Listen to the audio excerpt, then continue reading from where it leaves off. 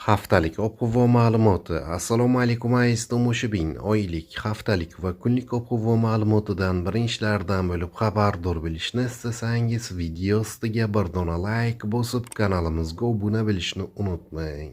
Yangi yilning birinchi haftasida O'zbekistonning barcha hududlari bo'yicha quruq o'quvi bo'lishi kutilmoqda. Ba'zi joylarga tuman tushadi. Shamol sharqdan birozdan o'rtacha tezlikkacha esadi. Havo harorati kechalari 0,5 daraja sovuq atrofida, shimolda 6-8 daraja sovuqqacha, kunduz kunlari 6-8 yanvarda 6-9 daraja iliq, 9 yanvarda 9-12 daraja iliq bo'ladi. Poytaxtimizda yog'ingarchilik kutilmaydi.